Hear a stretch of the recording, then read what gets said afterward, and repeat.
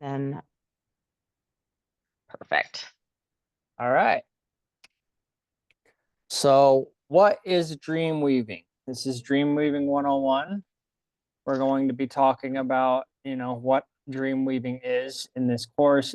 There's a lot to it, but this is just the introduction, the baby steps to dream weaving. Let me just move this real quick so I could see everything. All right.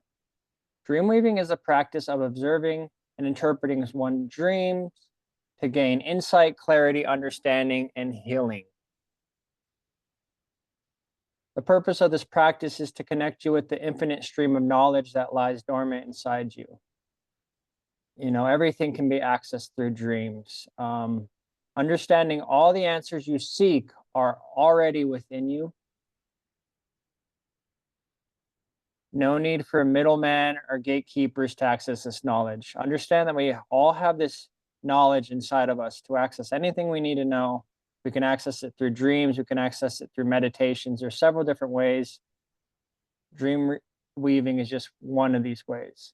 Understand that you are connected to the divine energy that weaves all things together, whether you are aware of it or not. Dream weaving is just one of those ways of connecting to that divine energy. All right. The benefits of learning how to dream.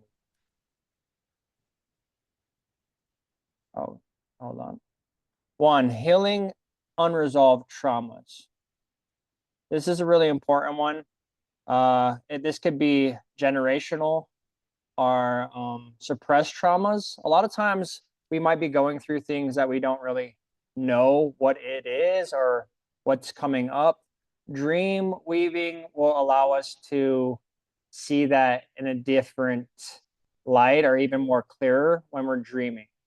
We'll ask that through intention. So if you do have traumas that are coming up, or you're just getting triggered for reasons you don't know why, a lot of times we will have these dreams that will explain and have the clues to really our traumas or fears.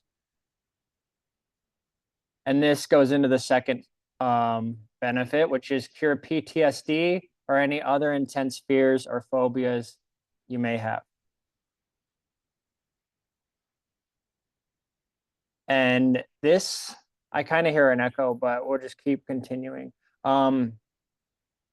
This is a really important one too, because a lot of people will have suppressed traumas and fears. PTSD, I feel is like a bit bad one, with like soldiers have this a lot, where they dream and they wake up or they scream in their dreams. A lot of this can be cured if you know how to navigate your dreams, if you know how to set the right intentions, parameters, so you can, instead of have this fear of sleep or keep waking up, with nightmares, you can conquer these set fears and phobias.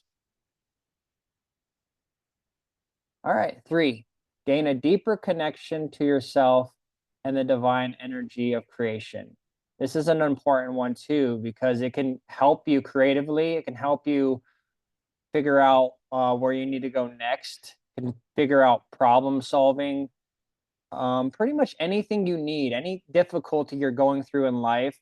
If you set the right intentions when you sleep and you have already trained this muscle, you can receive this information that you need to move forward in a career. Even with inventions, we'll cover that in a little bit, how some people have figured out problems and, invented things through dreaming and getting the missing puzzle piece that they needed to complete whatever they needed. Give you a new sense of purpose and meaning in life. This could also just connect you. Through this connection, you'll feel more in tune with yourself. You'll feel more in tune with the divine energy around you. And the more you start retrieving this information, it will just benefit you in multiple different ways, depending on who you are as an individual and ultimately where you want to go. Because we all have different intentions. We all want to do different things. We all have different goals, ambitions.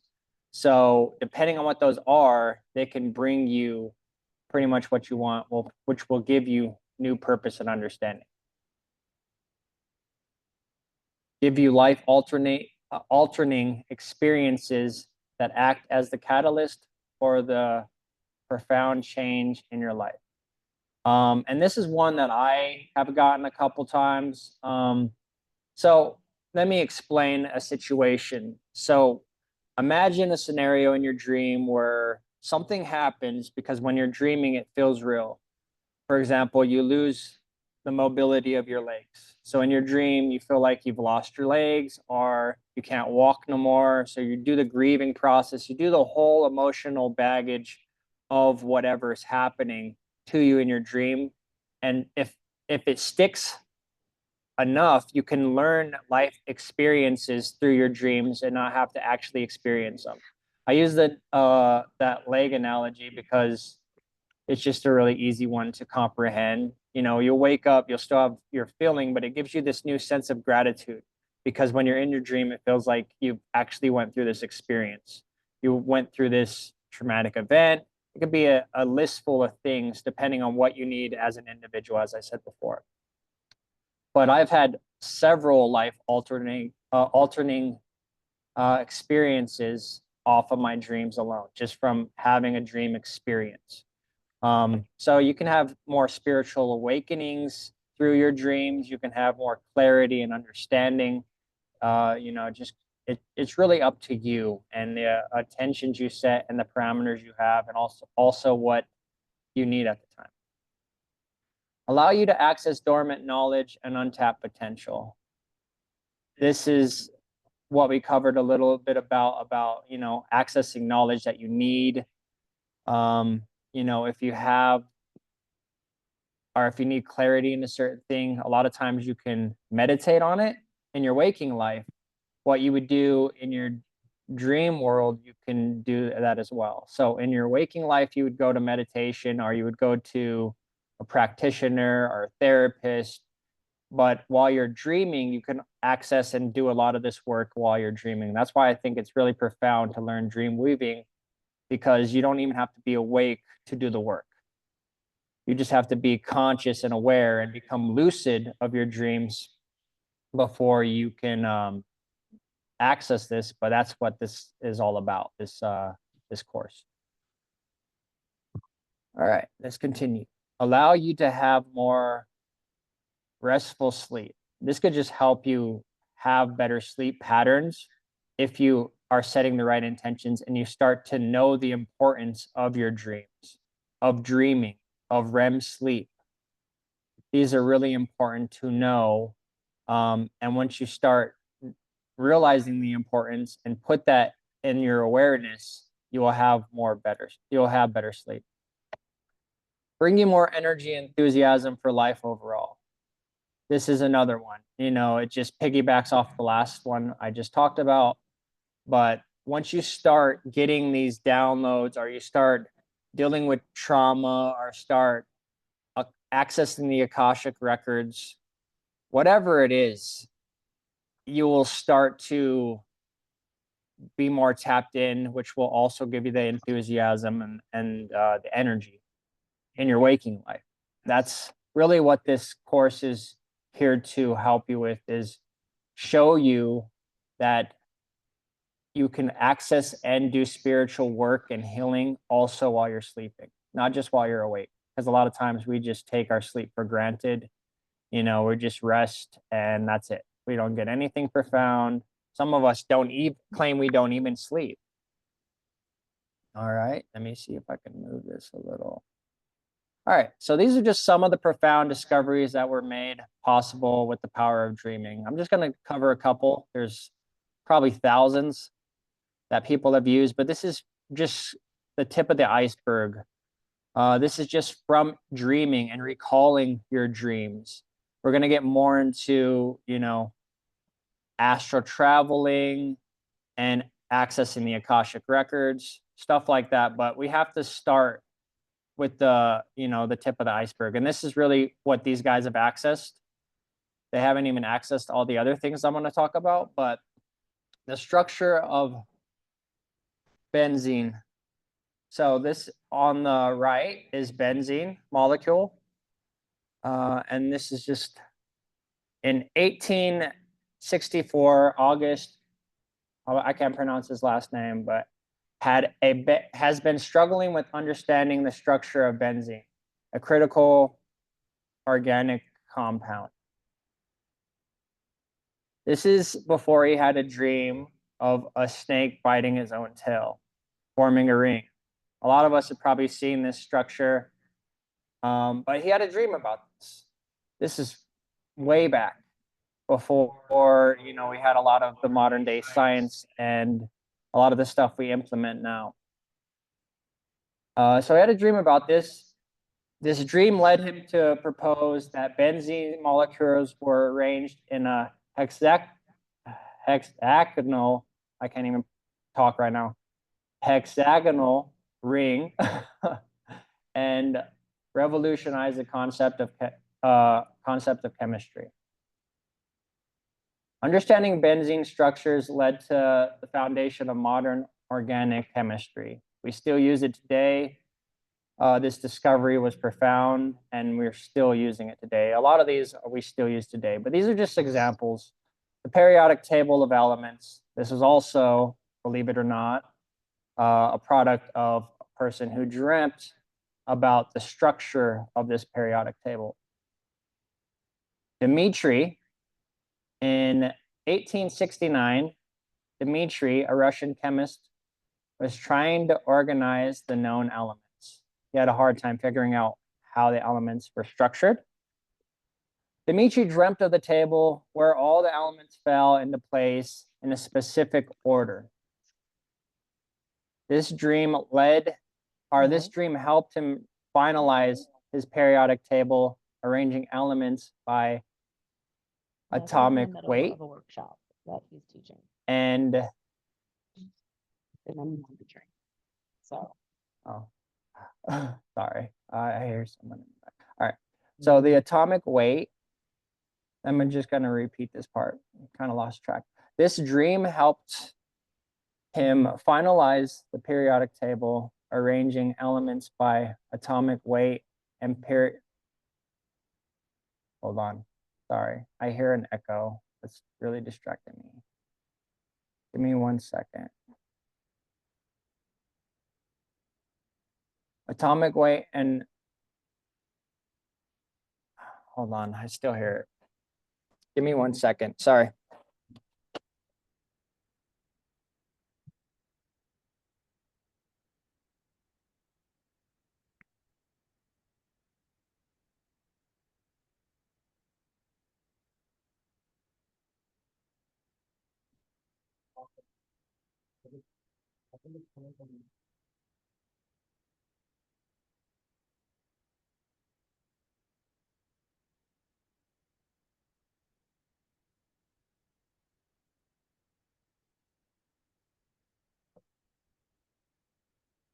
All right. Testing. All right, cool. All right. I got rid of the echo. I don't know what was going on, but I'm not hearing an echo in my headphones. yeah, I know I'm hearing an echo, but it might just be on my end. It might not be in the recording. I don't know. But I'm trying to talk and it's just hard with that echo.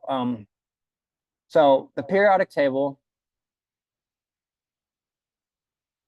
is he knew exactly how to arrange the periodic table because he dreamt about the structure. He was having a hard time with the structure and how it is in alignment with everything. And the last one we'll talk about real quick is the sewing machine. So in 1846, Elias Howe was struggling to design the sewing machine until one night he had a dream where he was being attacked by cannibals. Believe it or not, this was a nightmare he had. He noticed that the cannibals had spears and they were attacking him, but they had spears with holes near the tip of them. And this gave him the idea when he woke up from his dream to make a point in the needle near the point. So put a hole, so the eye of the needle near the point. He kind of used that reference from those guys as spears, the cannibals in his dreams, to make the lock stitch sewing machine. And the only reason why I'm covering these is so you can know just some of the implements we can do with dream weaving. And those are just some basic ones. They were struggling to get the clarity they needed or to put things in the order they needed. And these are really brilliant minds. And it came to them in a dream, not in a waking moment, not when they're, running around or trying to figure it out or, in that flight or flight where they're just stuck in their waking life. And this happens a lot. The reason why I point this out is because a lot of times we're in our waking lives, we are stuck sometimes, and we can't figure out the equation or the problem or the solution to our life in that moment. But the moment we start to set the intentions for our sleep and our dreams and realize the importance of this, we will start to be able to retrieve this information while we sleep. So how do we start? Like, where do we start at? First step is you need a dream journal. This is very important, especially if you're not recalling your dreams.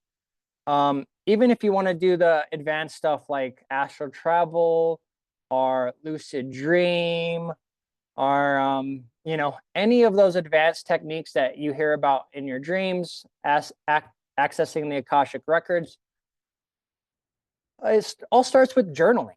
You need to first, before you can run, you need to learn to walk. And journaling is going to just make that muscle stronger. The muscle in your mind of, it's a lot like training a muscle. So it's training your brain to recognize that when you go to sleep, it's time to learn. It's time to gain knowledge. It's time to get rid of restraints, get rid of fogginess, gain clarity, understanding, purpose, fulfillment. All of these things that we're trying to achieve in our waking lives, we will have this back and forth with our sleeping lives when you put this into practice. And this is important as well, setting intentions. It's important that we're setting intentions for our sleep. Right before we go to bed, we set intentions. As I said earlier, we all want different things from our sleep. We all need different things. Not everyone's searching for the same thing. You might just be searching for a good night's sleep. You can't rest. You can't even fall asleep at night. You can't shut your brain off. For somebody else, it might be, I want to astral travel. I want to do the advanced stuff. But you can't learn to do that, as I said, without first having the basics of recording your dreams, understanding your dreams, interpreting your dreams, rather than having somebody interpret your dreams for you. It's getting to the step where you can start to interpret your own dreams. You can start to get the messages that you need from the divine connection that you have in those dreams. Because as I said, you're connected to the divine while you're dreaming. You're fed information, you're fed ideas, you're fed knowledge. Yeah. So this is just a zoomed in version of a dream journal entry that you can have. This is just an example, so make sure you write the day, the month, the year. It's important. And then the overall dream information, record the details of your dream, include people, places, emotions, anything, any vivid ideas. And this might take time. This might not happen the first time you want to set intentions before your dream. And you'll know that it's like a muscle, like I said, because the more you set the intention before bed or before you go to sleep, the more you'll realize that you're starting to become lucid of your dreams. You're starting to remember your dreams. So when you start to remember your dreams, this is when you want to start writing these things down, every little bit about it. And here's also some little tips as well. Mood tracker. So based off of a scale to 1 to 10, like what is your mood? Are you happy? Are you sad? Was it a good dream? Was it a bad dream? Lucidity level. So also, do you remember a lot of it? Or do you just remember a little fraction of it? Because even if you just remember a little fraction of it, it's probably the only part that you remember that's important to you. So for an example would be, I only remembered, someone screaming at me and I ran away, like that says a lot. And just that time or that dream, even if that's the only thing you remember from that dream, it says a lot about, fears, phobias, things we're trying to overcome. And you'll get better at interpreting what that is in the future, but it's all about starting with the dream journal, making that everything for your dreams. It might even take months before you're able to start building this muscle enough to move on to the more advanced steps. But this is where we start. People in relationships. So what people were in your dreams? What were the relationships? What were those like? Was it recurring? A lot of times when we have recurring dreams, I had a recurring dream when I was younger, and it was really terrifying. A lot of recurring dreams are not ones we want to have. But what it was doing that I didn't know at the time, it was building up this muscle of getting over my fear as well. My fear of being alone or being in the dark. I was a kid at the time. I feel like as a kid, we have a lot more recurring dreams than when we're older. But if you're having a recurring dream now, there's a message there. It's something that you really need to focus on if it's reoccurring. Like it's something that is probably traumatic in your life that's coming up, and you might not know what that is.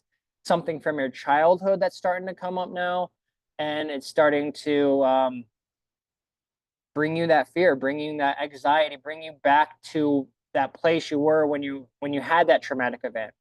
A lot of times I find with recurring dreams, it's traumatic. Are overcoming some fear or something traumatic that's happened. The PTSD that I was talking about, a lot of those are recurring dreams, recurring nightmares. Was it interrupted? Were you in the dream and something happened, or were you awakened from it?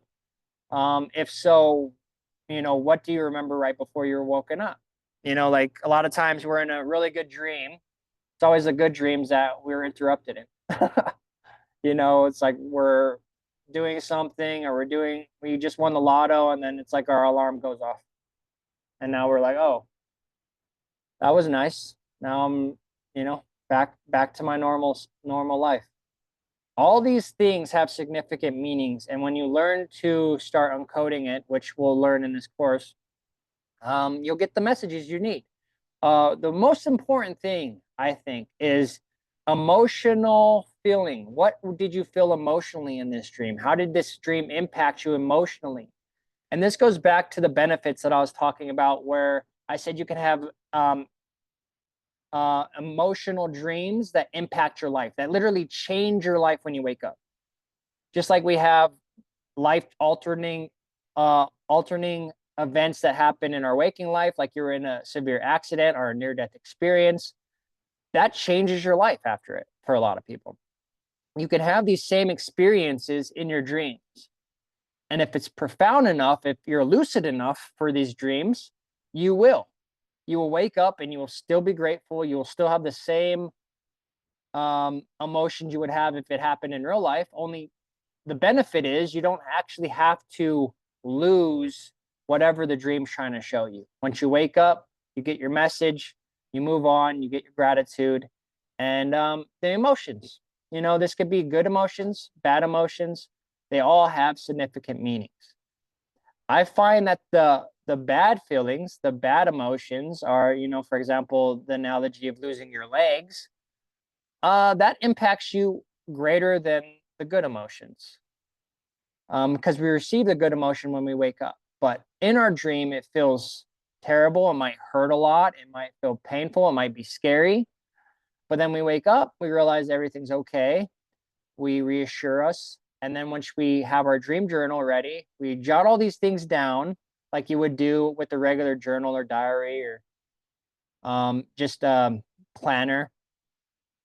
And then we can start to pick apart these things to really get to the next level of our dream interpretation. Because that's the first step, is just to interpret your dreams. Why am I dreaming? Why am I having this dream? And no, not every dream has significant meaning. Like if you're being chased by a clown, or if it's just some like weird dream, it might not have a significant meaning. It might just have no meaning at all, even. That's what this dream journal is important for, because you'll start to set your intentions, and your dream will give you the dreams that you're setting the intentions for with practice and training. You'll have none of the boring, just random dreams. You'll have more of the significant, life-changing dreams where you'll talk to people, or you'll talk to your dead loved ones. You'll talk to Jesus, whatever it is. Like you could all do it in the dream realm. It's all possible. And I know this because I've done it. And some of you have probably experienced that as well. And the better we are at retrieving this, are becoming lucid in this state, is all a cause of how good we are at recording this after we wake up. Because if you don't remember any of it after you wake up, what's the point, really? You're still doing the work, you're still doing, the leveling up, but you're not really getting the profound emotional impact that a lot of us want, just like we would want in our waking life with the spiritual awakening. You can have these in your dreams as well, the more lucid you become. So this is pretty much just the steps. Be patient. I said that a little earlier. You got to be patient. This takes time. It's like building a muscle. It's like going to the gym after not going to the gym forever. It's going to take time. It's not going to be easy. You might get a little frustrated with the process, but that's what this course is here for, is for the support as well. To show you that other people are struggling with it. They're going through different things. They're at different levels. This is really hard to do with dreams because everyone's at different levels. Some people go to sleep, they travel every night, they're aware of it. Some people go to sleep, they travel every night, they're not aware of it. There's just different levels to people's sleep, and also to what people want once they start to implement this practice, the power of dreams. They'll want different things. They want to talk to different people. They might want to talk to their dad that died, or their grandma that passed away, that was always there to give them the clarity they needed when they were alive. A lot of people want different things, and you can access it all. But yeah, just got to be patient depending on what you want. For example, you want to astral travel, or do something advanced like that. It's going to take a lot more time to build that muscle, and there's levels to it. You have to first learn to lucid dream to do that, and then you have to learn to overcome sleep paralysis. There's many steps, but this is just what I want to talk about right now, is the dream journaling.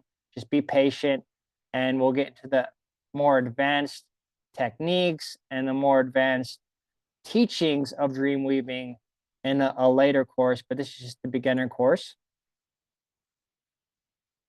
And that is pretty much this course. So if you have any questions, this is where the time would be to answer those questions in a live setting. But yeah, that's it. That's Dream Weaving 101, the introduction.